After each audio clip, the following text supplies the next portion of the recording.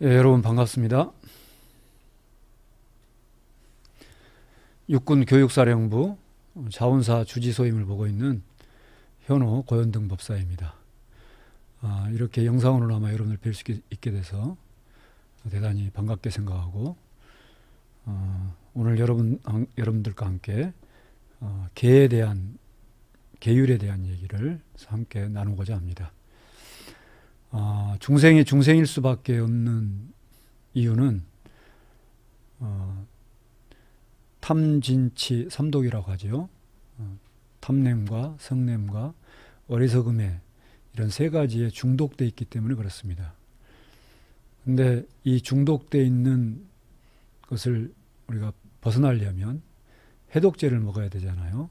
그 해독제를 부처님께서는 계정해 사막으로 이렇게 말씀하셨습니다. 여러분도 잘 아시다시피 무엇에 중독되어 있는 사람은 자기가 중독되어 있는 줄을 잘 모릅니다. 자기가 중독되어 있다는 사실을 인지하고 그걸 인정하고 받아들이면 빨리 그 중독된 상태로부터 벗어날 수 있는 가능성이 있는데, 그렇지 않고 본인이 중독되어 있다는 사실을 받아들이지 않고 인정하지 않으면 그 중독된 상태에 상당히 더 머무를 수밖에 없는 것이죠. 그래서 우리들은 내가 탐진치 삼독에 물들어 있다는, 중독되어 있다는 것을 빨리 인정하고 부처님께서 우리에게 해독제로 제시해 주셨던 계정의 사막을 공부하는 이런 마음을 갖는 게 대단히 중요하겠다, 이런 생각이 듭니다. 불교의 부처님의 가르침을 84,000 가르침이라 하는데, 이 불교의 가르침, 부처님의 가르침을 압축해서 한마디로 얘기하면 계정의 사막이다, 이렇게 말할 수 있습니다. 이거는 불교의 수행체계지요. 근데 이 계정의 사막은 제가 방금 수행체계라고 말씀드렸는데, 수행체계이면서 동시에 삶의 자세이고 또 생활의 태도입니다.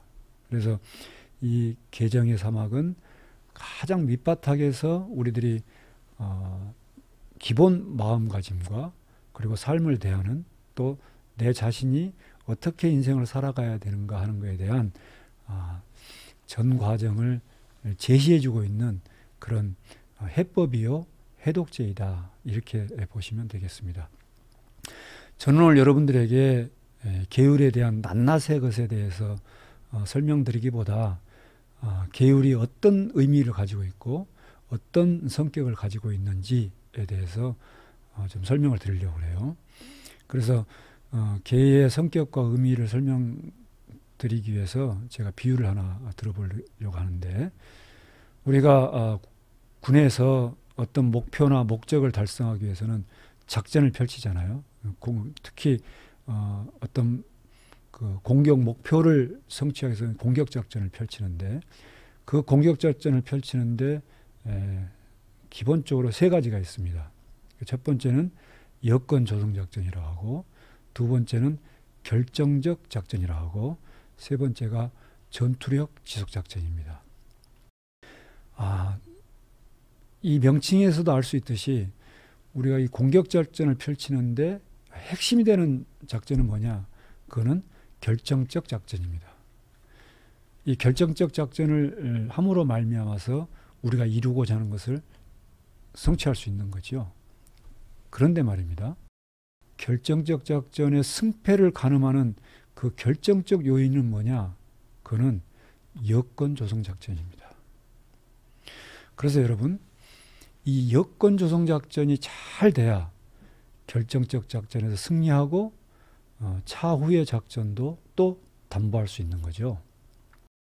따라서 이 여건 조성 작전은 그 목표, 그 작전을 펼치는 데에 승패를 가늠하는 아주 중요한 작전이라고 할 수 있습니다.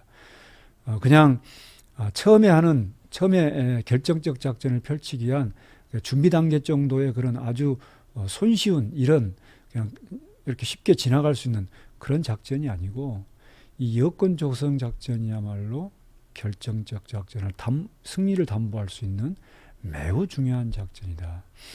예를 들면 이런 거죠. 적에게 화력으로서 미리 적의 그 전투력을 다 파괴하고 적들이 우리에게 저항하지 못하도록 미리 만들어 놓는 거라든지, 아니면 우리의 특수부대가 가가지고 저의 적들의 주요한 기지들을 타격해서 우리에게 다시 반격을 하지 못하도록 한다든지, 이런 것들이 여건 조성 작전에 들어갈 겁니다. 그래서 이런 여건 조성 작전은 결정적 작전을 하기 전에 그 여건을, 그야말로 여건을 만드는 그런 의미가 있고, 또 그냥 결정적 작전을 하기 전에 여건을 조성하는 데서 끝나는 게 아니고, 이 여건 조성 작전은 차후에 작전을 해 나가는 데 있어서도 또 계속 영향을 미치고, 또 차후 작전을 위해서 또 그 여건을 만들어야 되는 이런 중요한 작전이라고 우리가 볼 수가 있습니다. 이렇게 결정적 작전을 승리로 가져오기 위해서 여건 조성 작전이 중요하듯이, 계율이라고 하는 것은 계정의 사막에서 선정과 지혜, 그러니까 정과 해라고 하는 이런 결정적인 수행 방법, 그리고 결정적으로 우리들이 해야 되는 그런 해독제를 먹어야 되는 그 전 단계에서 반드시 기본적으로 전제 조건으로 먼저 해놔야 되는 것이 바로 이 계인 것입니다. 그래서 여러분들이 이 계율이라고 하는 것, 계를 바라다 볼 때 단순히 그냥 어떤 여러 개의 나열되어 있는 이런 우리들이 지켜야 되고 부처님께서 지키라고 이렇게 말씀을 하셨던 그런 조건들인가 보다, 이렇게 생각하시면 안 되고, 이거는 계정의 사막의 가장 근간이 되는, 근본이 되는, 그리고 밑바닥의 전제 조건으로 늘 항상 함께 해야 되는 이런 성질의 것이다라고 하는 것을 여러분들이 이해하는 것이 대단히 중요하다, 이렇게 말씀드릴 수 있습니다. 계율이 이 정과 해, 선정과 지혜를 밝히는데 여건을 조성하는 기본이다라고 말씀드렸는데, 여러분 한번 생각해 볼까요?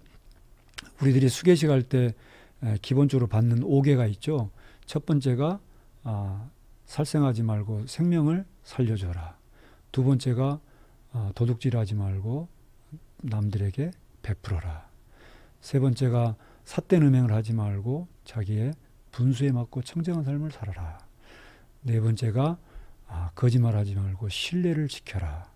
다섯 번째가 술에 취하지 말고 항상 지혜로운 삶을 살아라 라는 이런 5가지 기회를 받잖아요. 여러분 한번 생각해 보세요.